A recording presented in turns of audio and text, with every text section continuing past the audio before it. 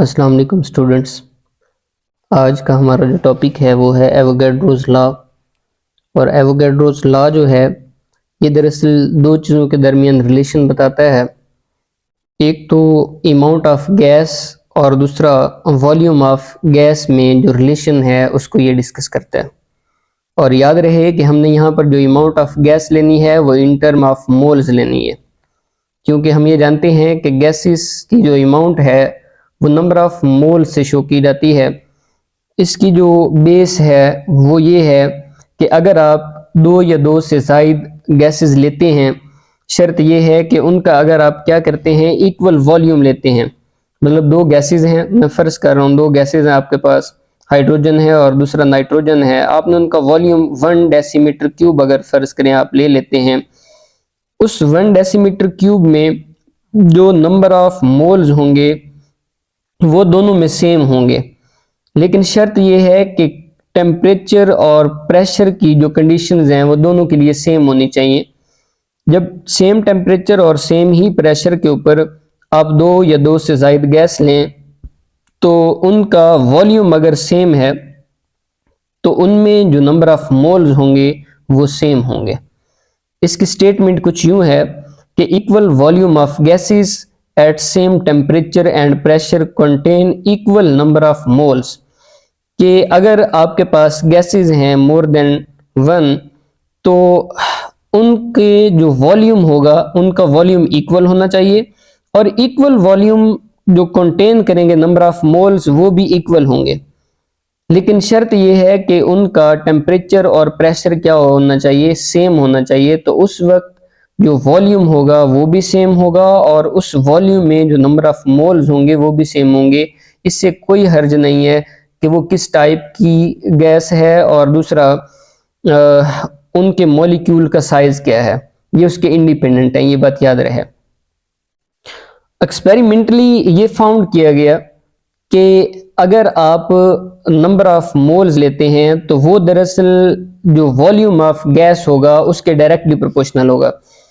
इसका दरअसल ये मतलब हुआ कि आप जैसे जैसे नंबर ऑफ मोल्स को बढ़ाएंगे वैसे वैसे उसका वॉल्यूम भी इंक्रीज होगा। लेकिन शर्त यह है कि टेम्परेचर और प्रेशर जो है वो कांस्टेंट होना चाहिए। जब प्रोपोर्शनैलिटी को ख़त्म करेंगे, इक्वल में कन्वर्ट करेंगे तो यहाँ पर एक के कांस्टेंट आएगा। तो मैं अगर के कांस्टेंट को मेजर करना चाहता हूँ तो मैं दोनों तरफ क्या करूँगा, मोल्स को डिवाइड करूँगा। इस साइड से राइट हैंड साइड से ये कैंसिल आउट हो जाएगा और लेफ्ट हैंड साइड पे आपके पास बन जाएगा volume divided by number of moles is equal to k. अगर आप फर्ज कर लें कि आपके पास दो गैसेस हैं, एक गैस का वॉल्यूम V1 है और दूसरी गैस का वॉल्यूम V2 है, और याद रहे कि जो गैस जिसका वॉल्यूम V1 है उसके जो नंबर ऑफ मोल्स हैं वो N हैं और जिसका वॉल्यूम V2 है उसके नंबर ऑफ मोल्स N2 हैं। और टेम्परेचर और प्रेशर जो है वो कांस्टेंट है, तो उसके लिए आप इक्वेशन बना सकते हैं V1 ओवर N1। ये याद रहे फर्स्ट गैस के लिए है और ये आपके पास सेकंड गैस के लिए है। ये दोनों चूंकि K कांस्टेंट के बराबर हैं तो मैं इसको ऐसे लिख सकता हूं कि ये पूरी रेशो K कांस्टेंट के बराबर है और ये भी K कांस्टेंट के बराबर है। अगर ये दोनों K के बराबर हैं तो इसका ये मतलब हुआ कि ये पूरी रेशो इस रेशो के बराबर हुई, ये वाली भी एक दूसरे की क्या हो जाएंगी, इक्वल हो जाएंगी। इससे मैं ये रिजल्ट निकाल सकता हूं कि V1 जो है वो दरअसल V2 के बराबर है और दूसरा N1 जो है वो N2 के बराबर है। ये दरअसल वही बात हमें यहाँ पर एक्सपेरिमेंटली प्रूफ हो गई। इसको याद रखने के लिए एक छोटी सी की आप लोग याद रख लें, E1 EVEN। इससे आप लोग इस लॉ की स्टेटमेंट लिख सकते हैं कि E से मुराद यहाँ पर इक्वल है, याद रहे इस E से मुराद इक्वल है, वॉल्यूम यहाँ पर है V, फिर आपके पास E से मुराद इक्वल है और यहाँ पर N से मुराद नंबर ऑफ मोल्स है। इसका ये मतलब हुआ कि इक्वल वॉल्यूम ऑफ गैसेस अगर होंगे तो उनमें इक्वल नंबर ऑफ मोल्स होंगे। ये एक की है स्टेटमेंट को याद रखने की। उसके बाद यहाँ पर मोलर गैस वॉल्यूम आता है और याद रहे कि ये मोलर गैस वॉल्यूम दरअसल रिजल्ट है एवोगैड्रोस लॉ का। और इसको हम दूसरे नाम से मोलर वॉल्यूम भी जानते हैं। इसमें पहला जो पॉइंट मैंने लिखा है वो ये है कि ये दरअसल मोलर गैस वॉल्यूम या मोलर वॉल्यूम, ये जो स्टेटमेंट है, जो डेफिनेशन है, ये रिजल्ट है एवोगैड्रोस लॉ की। इसमें याद रहे कि हम ये स्पेसिफाई कर देते हैं कि आप किसी भी गैस का एक मोल लें, एक मोल आप किसी गैस का ले लें, लेकिन शर्त यह है कि टेम्परेचर और प्रेशर क्या होना चाहिए, फिक्स होना चाहिए, मतलब कांस्टेंट होना चाहिए। तो उस वक्त जो वॉल्यूम ऑफ दैट गैस होगा वो सेम होगा। मतलब ये हुआ कि आप दो या दो से ज्यादा डिफरेंट गैसेस अगर लेते हैं और उनका जो आप नंबर ऑफ मोल्स लेते हैं वो अगर एक लेते हैं, एक नंबर ऑफ मोल ले लें, एक मोल गैस रखने वाली जितनी भी गैसेस आप लेंगे उन सभी का जो वॉल्यूम होगा वो एक जैसा होगा, मतलब कि फिक्स होगा। और इस एक या फिक्स वॉल्यूम से दरअसल ये मुराद है कि अगर आप कोई एक गैस लेते हैं, मैं फर्ज करता हूं कि आपके पास कोई गैस H2 है, हाइड्रोजन गैस, इसका एक मोल आपने ले लिया, और दूसरा यहां पर आपने N2 का एक मोल ले लिया। मैं फर्ज करता हूं कि ये वॉल्यूम V ऑक्युपाई करती हैं, वॉल्यूम V है इसका, क्योंकि एक मोल है, और इसका जितना वॉल्यूम है उतना ही वॉल्यूम इस नाइट्रोजन का होगा। उसकी रीजन ये है कि हमने अभी पढ़ा है कि उनका नंबर ऑफ मोल जो है वो एक होना चाहिए।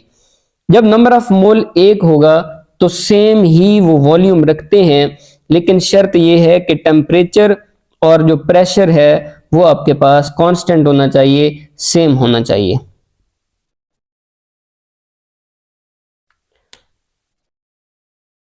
अब इस चीज को समझने के लिए जो केमिस्ट थे उन्होंने क्या किया, उन्होंने फिक्स्ड कंडीशन अप्लाई की, जिससे उनको पता चलता कि हर गैस जो है उनका एक मोल लेने से वॉल्यूम कितना होगा।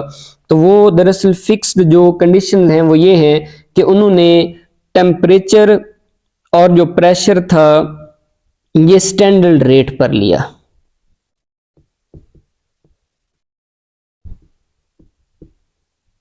स्टैंडर्ड मतलब ये एक स्टैंडर्ड कंडीशन पर ली, और स्टैंडर्ड से मेरी मुराद है दरअसल कि टेम्परेचर स्टैंडर्ड अगर हम देखें तो स्टैंडर्ड टेम्परेचर जो है वो आपके पास केल्विन है, और जो केल्विन है वो स्टार्ट हो रहा है 273 से, और इसको हम दरअसल 0 डिग्री सेंटीग्रेड भी कह सकते हैं। और जो प्रेशर है, प्रेशर स्टैंडर्ड जो है वो आपके पास 1 atm होता है, और यही आपके पास दरअसल 760 मिलीमीटर ऑफ मरकरी भी होता है। अब इसका दरअसल ये मतलब हुआ कि अगर आप वो वैल्यू जानना चाहते हैं कि कोई भी गैस लें और उसका एक मोल हो तो वो वॉल्यूम कितना होगा, तो उन सब के लिए जो आपने टेम्परेचर रखना है वो 0 सेल्सियस मतलब कि 273 केल्विन होना चाहिए, और दूसरा प्रेशर 760 mm ऑफ मरकरी या फिर 1 atm होना चाहिए। तो ये देखा गया कि जब ये कंडीशन आप अप्लाई कर लेते हैं तो जो गैस का वॉल्यूम होता है, किसी भी गैस की अगर मैं बात करूं तो वो वॉल्यूम ये देखा गया कि 22.414 डेसीमीटर क्यूब था। ये एक मोल किसी भी गैस का स्टैंडर्ड रेट के ऊपर या स्टैंडर्ड कंडीशंस के ऊपर इतना वॉल्यूम ऑक्युपाई करता है। ये जो वॉल्यूम है, ये जो अमाउंट है, इस अमाउंट को दरअसल कहा जाता है मोलर गैस वॉल्यूम।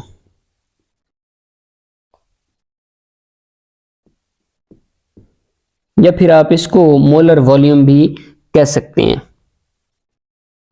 और याद रहे कि आपके पास जो 1 मोल होता है उसमें जो नंबर ऑफ पार्टिकल या नंबर ऑफ मॉलिक्यूल्स होते हैं वो 6.02 10⁻23 होते हैं। अब यहां से ये अंदाजा होता है कि आप चाहे कोई भी गैस ले लें, उनमें जो नंबर ऑफ पार्टिकल होंगे वो इतने होंगे, और जितने ही नंबर ऑफ पार्टिकल आप इंक्रीज करते जाएंगे वॉल्यूम भी इंक्रीज होता जाएगा। लेकिन अगर आप स्टैंडर्ड कंडीशन देखते हैं तो वो 1 मोल लेना है और इसमें नंबर ऑफ पार्टिकल क्या होंगे, सबके सेम होंगे। यही वजह है कि वो इक्वल ही वॉल्यूम क्या करते हैं, ऑक्यूपाई करते हैं।